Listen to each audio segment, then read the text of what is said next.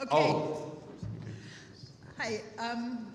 I never thought I'd be giving a talk here about gene therapy, but I am. And part of it is because of a collaboration that I've been doing with Chuck Venditti at NHGRI, and because of this staff scientist, Tae-Yoon Han, who convinced me to start this project, and the results were so amazing that we had to keep going. So, as all of you know, Gaucher disease has a vast clinical heterogeneity, ranging from asymptomatic octogenarians to patients that succumb quite young. But the area of greatest unmet need in the field of Gaucher disease for treatment is the patients with neuronopathic Gaucher disease, especially those with type 2, where there's no current treatment.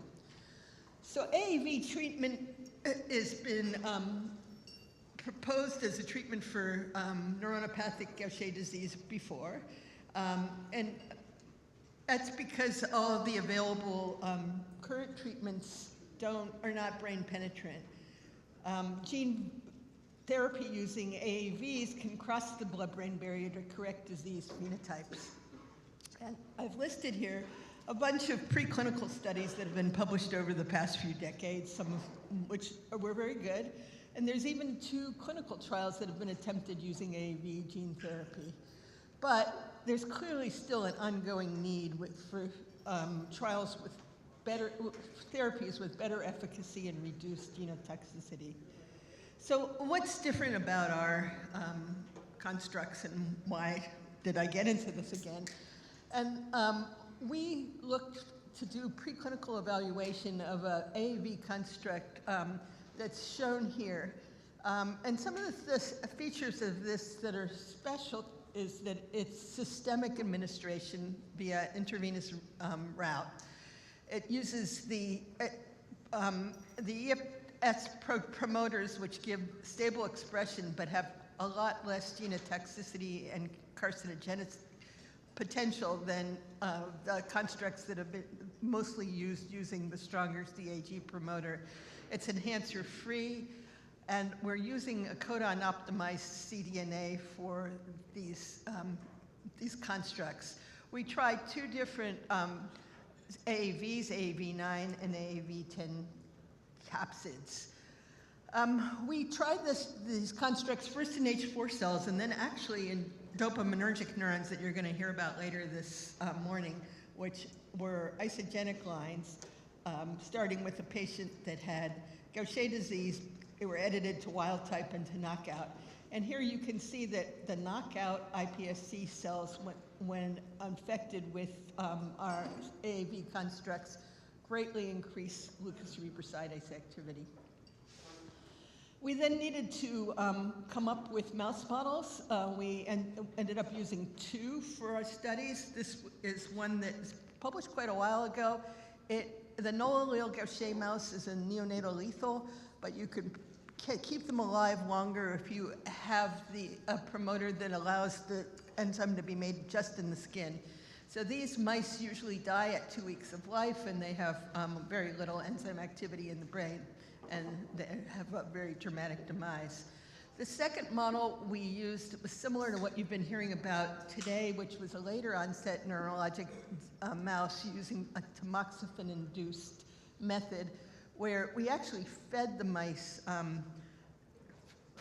with tamoxifen to turn off or to induce a deletion. The mice were get tamoxifen treatment for several weeks, and then they die a few weeks later. And so this is their life expectancy and enzymatic activity. So we used these 2 mice. We used systemic injection via retroorbital injection, and in the acute onset, we injected at neonatal day 1, and the other we started we gave the injection and then started to induce the knockout at 4 weeks of life. We monitored survival rate, body weight, motor behavior, neuroinflammation, activity, and lipid levels, and biodistribution. So this is the first model. We used our 2 AAV constructs.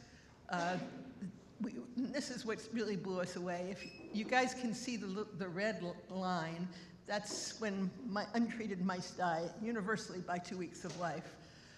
The AAV9 mice live at least a year, some out to 2 years. They breed, they behave normally. We really saw no phenotype. The ones we treated with the AAV10 also lived longer, but didn't seem to be quite as effective as the AA9 construct. So they had no loss of body weight, normal fertility, normal motor balance on rotor rod. They recovered enzymatic activity, and their glucosylsphingosine and glucosylceramide went down. When we look microscopically, the middle panel is the knockout, where you can see astrocytosis and microgliosis. Those corrected look identical to the wild type. So it reversed the pathologic features of this early onset mouse. And we also looked at the viscera, and you can see that in the middle you see some Gaucher cells. The treated mice don't have any in the liver. This is the later onset mouse, and again, we gave the injection, we gave tamoxifen, knocked out the gene, and extended lifespan to almost up to about a year. These mice had no loss of body weight, normal motor balance, recovery of glucocerebrosidase, and inhibition of accumulation of the lipid substrates. And here again, when, the pathology is quite similar. We see a lot of inflammation in the middle panel of the knockout, with tamoxifen knockouts, and then reversal with the mice that are treated with the AAV9. We also looked at the biodistribution of AAV9 in mice using first ddPCR, and we can see good persistence of the construct in both liver and spleen. We also did RNA-scope to see where the construct was, and we see it in multiple different brain regions, as you can see in the middle panel by seeing the red staining. And then on the left, we also looked at tyrosine hydroxylase dopaminergic neurons, and we can see colocalization in this line when we express our construct, indicating that the dopaminergic neurons are expressing the GBA. So this construct, using codon optimization, showed efficient infectivity in iPSC neurons, and then it dramatically expanded the lifespan of early onset mice and prevented symptom development with this single injection in neonatal pups, indicating that it may have potential if we try early on as a therapy in type 2 Gaucher disease. The single injection in the later onset mice also prevented the development of symptoms, though its efficacy was a little less dramatic than the early onset mice. The brain biodistribution was confirmed both at the DNA and RNA levels. And the fact that the construct expressed GBA in dopaminergic neurons, both from iPSCs and murine models, indicates its potential as a treatment, perhaps for GBA-associated Parkinson's disease.